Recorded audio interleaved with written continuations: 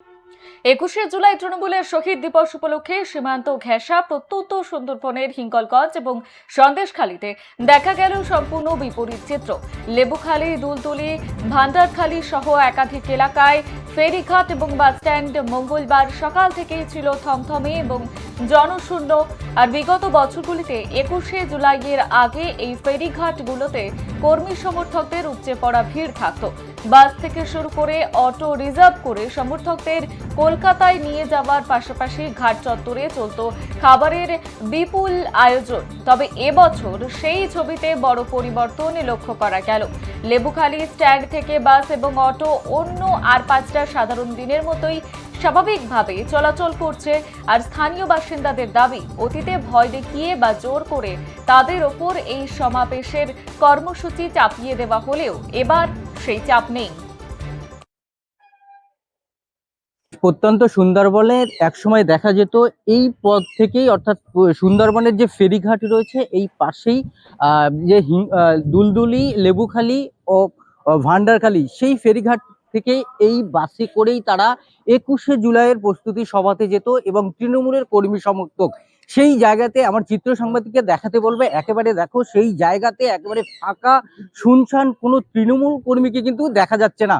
দেখো তার যে বাসগুলোতে তারা কিন্তু ভাড়া করতেন এবং সেই বাসগুলোতে দেখা যাচ্ছে স্বাভাবিক এবং স্বাভাবিক ছন্দে একেবারে ফাঁকা, এবং দেখা যাচ্ছে এই যে বাসে তারা যেতেন। এবং এই যে 21শে জুলাই যে একেবারে তৃণমূলের সভা বলা যেতে পারে, মেঘা সভা এক সময় ছিল, কিন্তু এখন এই সময় দেখা যাচ্ছে যে একেবারে খালি, অর্থাৎ এইবার সেই জায়গাতে দেখা যাচ্ছে যে সেখানকার একেবারে শুনশান পরিবেশ এবং স্বাভাবিকভাবে অটো, টোটো থেকে শুরু করে বাস চলাচল কিন্তু করছে।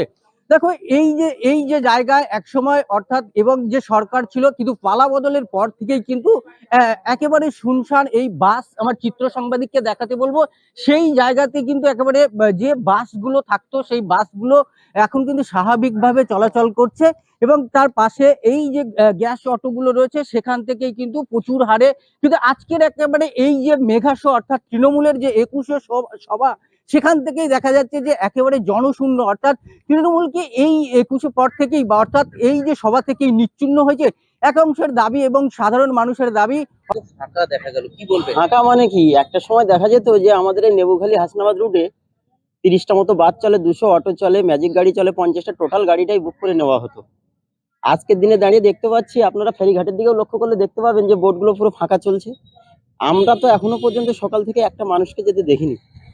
তৃণমূল যে দলটা ছিল সেই তৃণমূল দলটা আর মনে হয় নেই, মূলটাও আছে কিনা খুব দুশ্চিন্তার বিষয় হয়ে দাঁড়িয়ে গেছে। এটা তৃণমূল বলে কিছু আর নেই, সেটা আজকের দিনে অন্তত আমরা সাধারণ মানুষরাই বুঝতে পারছি। যে এই পথ চলতি মানুষ যেভাবে 21শে জুলাই যেত, বিগত বছরগুলোতে আমরা দেখেছি পুরো রাস্তাঘাট সব বন্ধ হয়ে যেত, টোটাল যত যানবাহন ছিল সব নিয়ে নিত, স্কুল কলেজের অসুবিধা হতো। কিন্তু এবছর দেখা যাচ্ছে তার পুরো একদম উল্টো, এখানে কোনো মানুষের দেখা নেই। জনপ্রাণী কি দেখতে পেলেন? একদম সকাল থেকে কিচ্ছু দেখা যায়নি, টোটালটাই স্বাভাবিক, যেমন জনজীবন তেমনই চলছে, গাড়ি ঘোড়া সব স্বাভাবিক চলছে, কোনো সমস্যা নেই, একজন মানুষেরও দেখা নেই। কোথায় সেই তৃণমূল, তাদেরকে খুঁজেও পাওয়া যাচ্ছে না।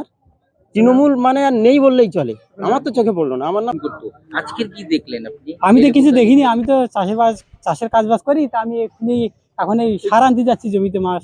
ফেরিঘাটে কি দেখলে? ফেরিঘাটে আমি কিছু দেখিনি। লোকজন কি যাওয়া দেখলে? না, আমি দেখিনি। হ্যাঁ, যেটা দেখিনি সেটা মিথ্যা কথা বলে কি করবো? তৃণমূল কর্মী জাতি দেখেছো? ফেরিঘাটে থাকেন, কি আমরা দেখলেন? আমরা মুদির লোকে প্রতিদিন যেরকম ভিড় হয়, লোকে খাওয়া দাওয়া নিয়ে যায়, রুটি নিয়ে আমরা বয়ে দেই। এবছর কিছু আসেনি, একটা লোক যায়নি। কি থাকবে? আর থাকে, মুছে গেল সব, হ্যাঁ? মুছে যাচ্ছে। কি নাম? অর্থাৎ এই জায়গাতে কিন্তু কোনোভাবেই দেখা যাচ্ছে না। হিঙ্গলগঞ্জ থেকে ক্যামেরায় প্রদীপের সঙ্গে সুকান্ত দাসের রিপোর্ট, সুন্দরবন।